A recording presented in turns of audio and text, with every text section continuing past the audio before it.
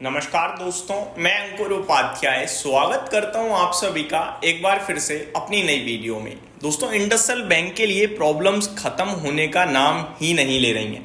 आज बाजार तो अच्छा ट्रेड कर रहा है, इनफैक्ट अभी तो बहुत अच्छा हो गया है। निफ्टी 100 पॉइंट ऊपर आ गया है, फ्रेश डे हाई पे पहुंचता हुआ दिख रहा है, 24,200 के ऊपर ट्रेड कर रहा है। एसएमपी 500 की बात कर रहा हूँ।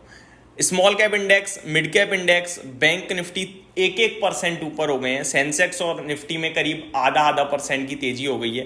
ब्रॉडर पिक्चर बहुत अच्छी दिख रही है भारत की, लेकिन इंडसइंड बैंक निफ्टी का टॉप लूजर बना हुआ है, 3.5% नीचे है। लेकिन 3.5% में भी इन्वेस्टर्स को रिलीफ होगा। पता है क्यों?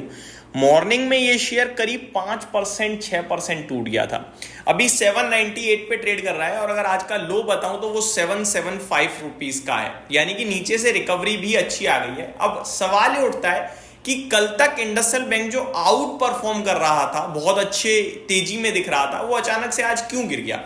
दोस्तों, इसके पीछे का रीजन है कि एक और फॉरेंसिक ऑडिट होने जा रहा है इस बैंक के ऊपर। जी हाँ, अभी आपने कुछ दिन पहले ही देखा था जब वो डेरिवेटिव अकाउंट पोर्टफोलियो में कुछ गड़बड़ी की अनाउंसमेंट हुई, फिर वो फॉरेंसिक ऑडिट हुई, तब कहा गया कि भैया ये गड़बड़ी है और इसकी वजह से टोटल नेटवर्थ पे 2.37% का डेंट पड़ेगा। तो शेयर आपने देखा लगभग 1,000 रुपए से 600 रुपए तक चला गया वन साइडेड 2-4 दिनों में ही। फिर जब फॉरेंसिक ऑडिट होने के बाद अपडेट आती है कि हाँ भाई डेंट पड़ा है, लेकिन 2.27% के समथिंग का, तो बाजार ने का जो एक्सपेक्टेशन थी उससे ज्यादा नहीं है, इनफैक्ट उससे कमी है। तो फिर वो रिकवरी भी बहुत शार्प आई स्टॉक में, और वो 600 रुपए से बढ़ते बढ़ते करीब करीब 900 रुपए तक स्टॉक चला गया। लेकिन आज अचानक से क्यों गिरा ये शेयर? अब एक और खबर आ रही है जहां पे कंपनी बता रही है कि भैया एक और ऑडिट होने जा रहा है, और इस बार जो ऑडिट होगा ना, वो इनकी माइक्रो फाइनेंस के इंटरेस्ट से रिलेटेड होगा। माइक्रो फाइनेंस जो बिजनेस है इनका, उसके इंटरेस्ट में 600 करोड़ के गड़बड़ी पाई गई है, 600 करोड़ रुपए की गड़बड़ी पाई गई है, और उसी का फॉरेंसिक एक ऑडिट होता हुआ दिखेगा। मैं डिटेल शेयर करता हूं। Shares of IndusInd bank dropped ₹2.776 apiece on April 22, morning की अपडेट है। Following reports that the bank's board has brought in Ernst and Young EY to conduct a second forensic audit. तो इन्हें बुलाया गया है ऑडिट के लिए।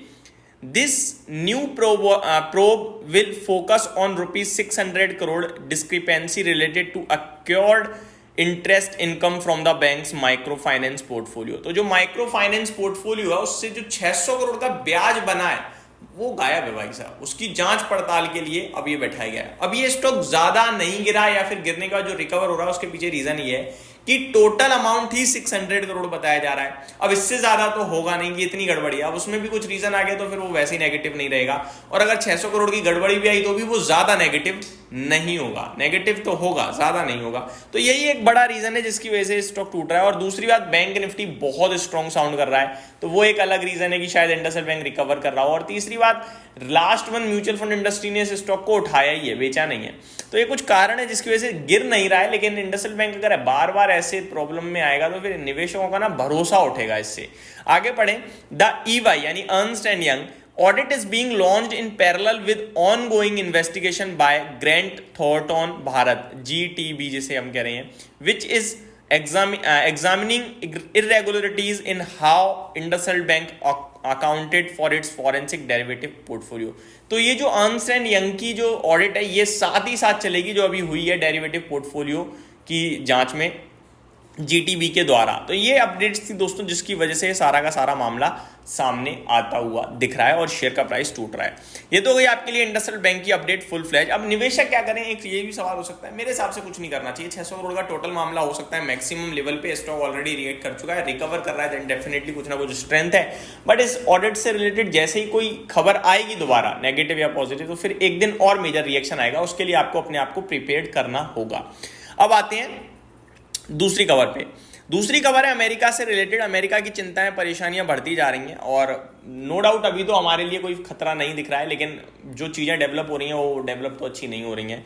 लाइक डॉलर इंडेक्स फ्रेश लो लगा रहा है भाई साहब, 99 के नीचे निकल गया है, तो ये बिल्कुल पॉजिटिव नहीं है मेरे हिसाब से। तो अमेरिका के लिए तो स्पेशली बिल्कुल पॉजिटिव नहीं है, 3 साल के निचतम स्तर पे पहुंचता हुआ दिख रहा है। 100 के नीचे ही गड़बड़ हो जाती है, तो 100 के नीचे अगर डॉलर इंडेक्स निकल जाए तो समझ लो कि डॉलर इंडेक्स सरकार से कह रहा है कि आप जो नीतियां बना रहे हो वो पसंद नहीं आ रही हैं बाजार को।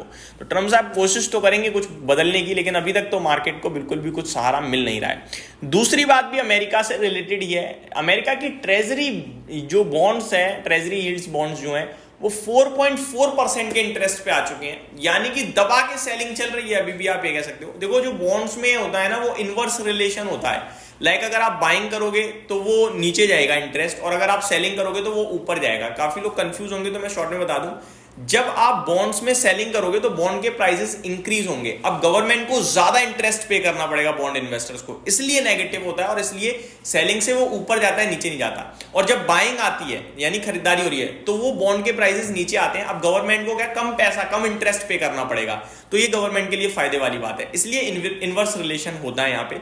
तो अभी इंटरेस्ट लगातार बढ़ते जा रहे हैं बॉन्ड यील्ड्स के, और ये बिल्कुल भी पॉजिटिव नहीं है अमेरिका के लिए, यानी कि सेलिंग हो रही है, ये आप कह सकते हो। इक्विटीज में सेलिंग हो रही है, डॉलर इंडेक्स गिरता जा रहा है, उनका बॉन्ड में सेलिंग हो रही है, तो फिर कहां से पॉजिटिव होगा। रिसेशन का खतरा मंडा ही रहा है। ट्रम्प साहब, पॉवेल साहब को लूजर बोल रहे हैं।